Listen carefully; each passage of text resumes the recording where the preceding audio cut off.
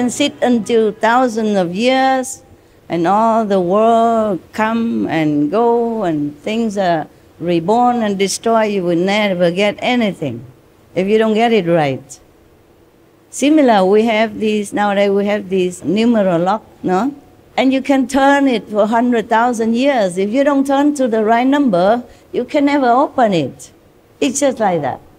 Or nowadays we have telephone. If you just push one number wrong, you won't get the person you want, right? Or email, or whatever, you name it. Or television, radio, you have to turn to the right frequency.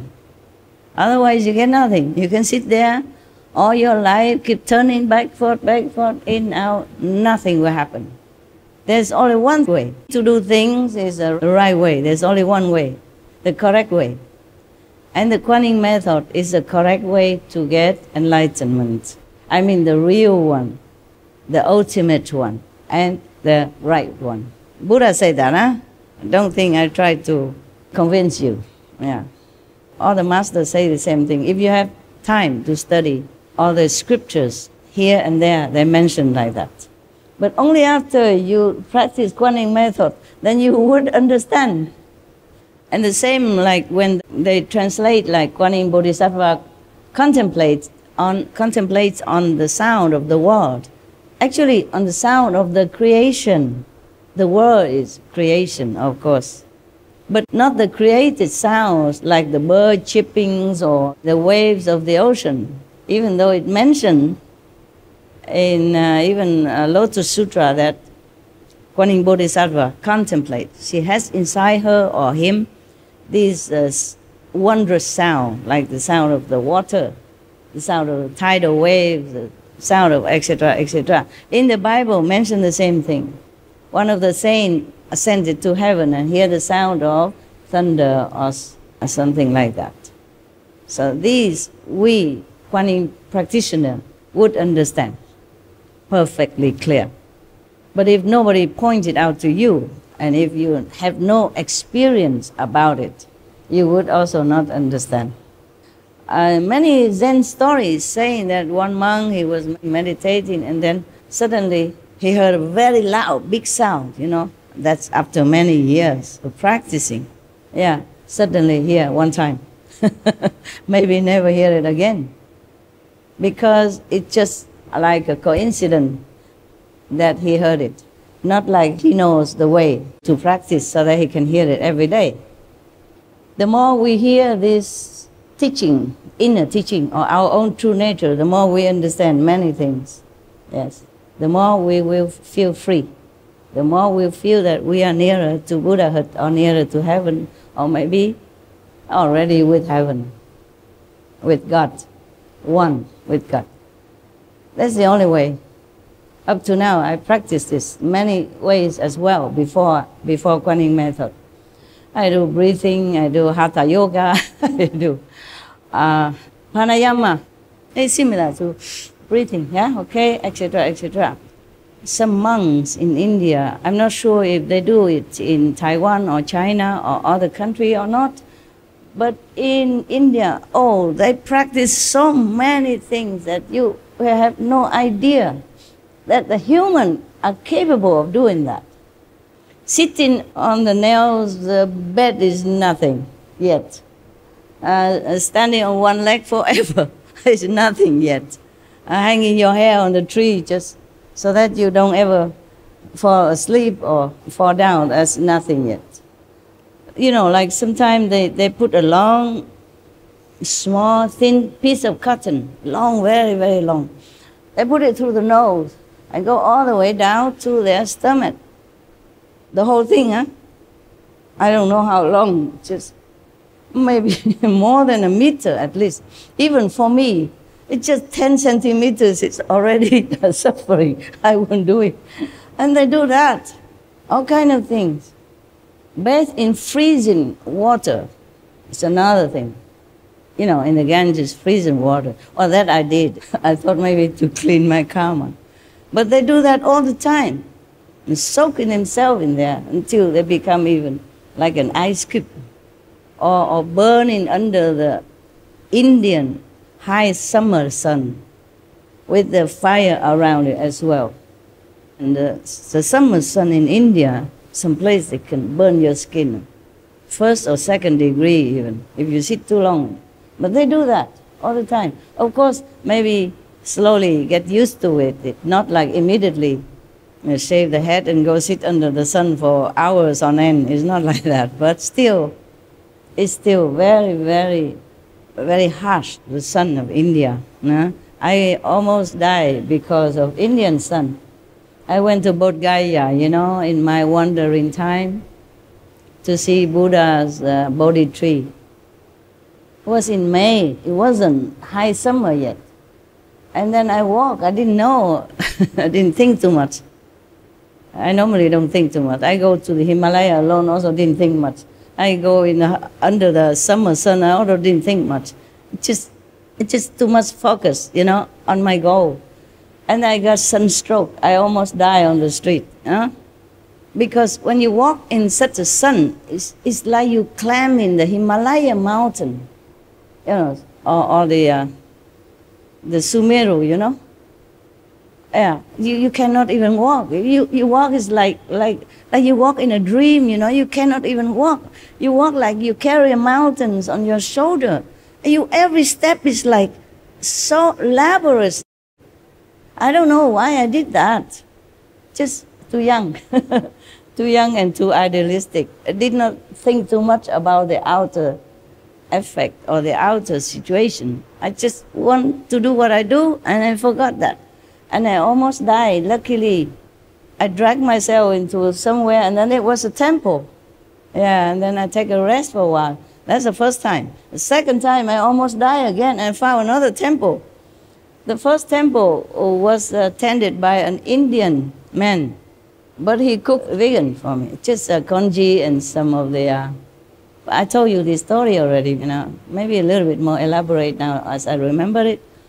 And then I said, how did you know how to cook rice congee? He said, my master taught me. I said, who is your master? A Taiwanese monk. I was very lucky. I almost died. Without this food and without the shade to rest, well, even with that, I went to see the Buddha Bodh Gaya. I want to see the Bodhi tree before I die, before I almost die on the way back, And then in front of the temple, I almost collapsed. And the man took me in, gave me, thing to drink, and I didn't even have anything to drink with me. They don't sell things on the road, all the time, I was walking. It was not that convenient. And so after that, I recovered, But I did not learn, Next time I want to see Varanasi, the deer park, I want to see the first Buddha preaching place, and I had to see it. And I walk again, under the sun again. I almost die again. Luckily, in front of another temple. That temple is actually is a Tibetan temple. And Tibetan monks, not all of them are vegetarian, Yeah, almost all of them, most of them are not vegetarian. They eat what is offered to them, yeah? Of course, they're not picky, or nothing like that, but same with Thai monk or Cambodian monk, Miandian monks, many of them are not vegetarian. So I collapsed in front of I can't remember what temple looked like. It's just because I was very sick already, I could hardly walk, breathing difficulty, fever. And I almost collapsed there. And then a Tibetan monk came out and took me in and put me on his bed and covered me with like a mosquito net kind of, it's a big one, like a tent, but smaller, you cover, then you sleep. So you don't have to hang it, they make it like that. Similar to some people, they make like a mosquito net, but smaller, like a half round, and then they cover the food, in summer. So the insects don't spoil it, okay? Similar like that, but bigger. Enough for me. He covered me from head to toe. And he let me stay there. And he said, oh my God, fever. The worst thing is that I already had fever. And then I went in the temple and I took a shower. The water there is boiling hot. because it's the sun. And all the pipes are heated also. I didn't know that. I just took a shower. It made me even hotter. I keep feeling burn everywhere. It's not like the skin come off or anything, but it was really very, very painful. The monk took care of me like a father. I never forgot. And then he said, you must eat something. I cook something for you. I said, no, I'm not eating any meat. He said, no, I'm also a vegetarian. A Tibetan monk. And you found it there, vegetarian, believe me or not. Yeah, I always collapse in front of vegetarian temple. It's funny.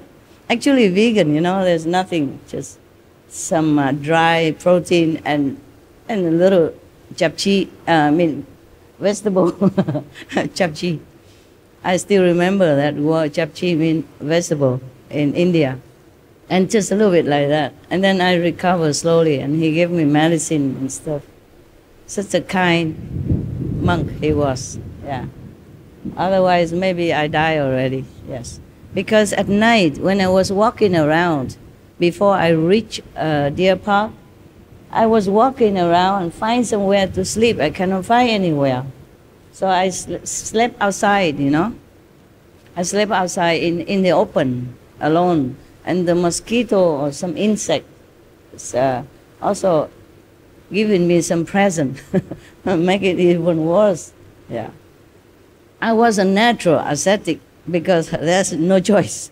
Drinking Ganges River, when on the higher side of the river there was some leprosy people living there. And nothing happened to me. I drink all kind of water, nothing happened. It's just the sun. Just make trouble. But that did not give me any enlightenment. Huh? All this kind of asceticism.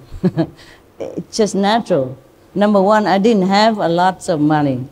Number two, I did not have enough facility to cook. Yeah?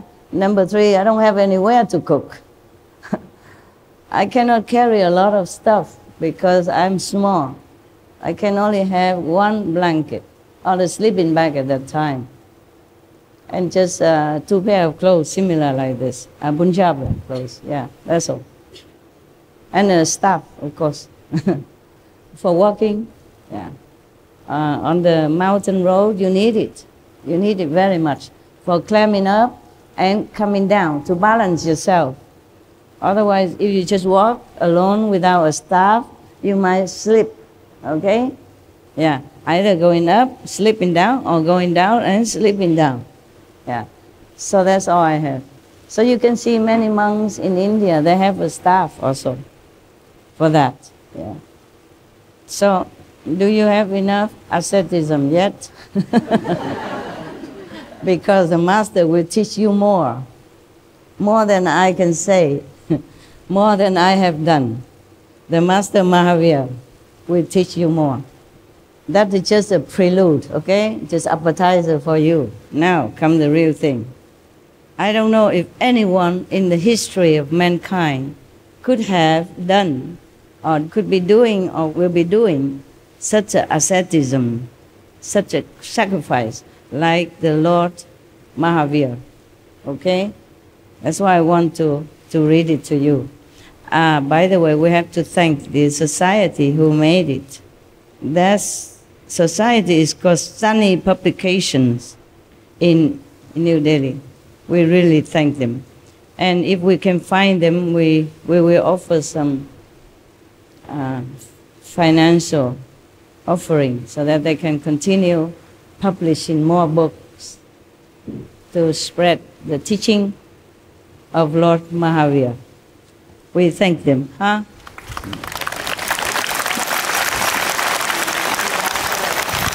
And may God bless them limitlessly.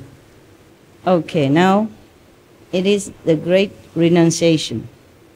It was the 10th day of the dark fortnight of the month of Marxist Sanskrit. I don't know a lot of Sanskrit, okay? Don't blame me.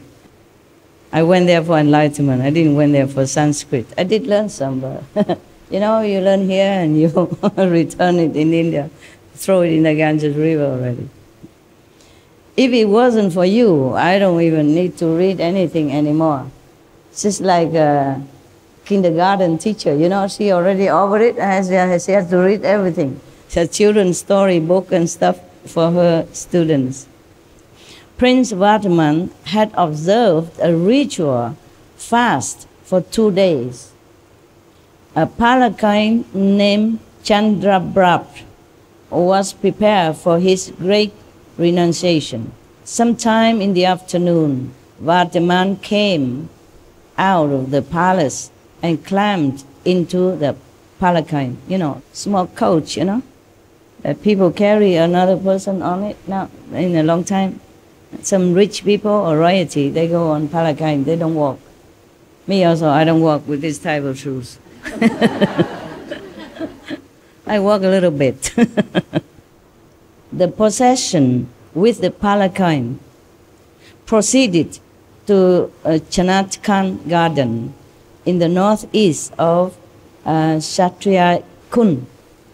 The palanquin was placed near an Ashok tree. Ashok tree has nothing to do with the King Ashok, okay? One of the most ardent devotee of Buddhism, and he was credited of spreading Buddhism everywhere. As Ashok, King Ashok is different. I don't think this tree belonged to King Ashok, it's just the name of it. Fancy a king has a name like a tree. Vardhaman got down from the palanquin. Thousands of eyes were staring at the prince. His golden body was adorned with a beautiful dress and scintillating ornaments. The next moment, he had removed all the ornaments and his dress as well. Nothing left on his body anymore.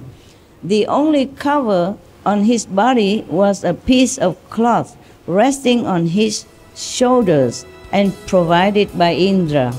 Indra offered him this dress. The god Indra, the rain god, the one that is making something drop in on our roof right now.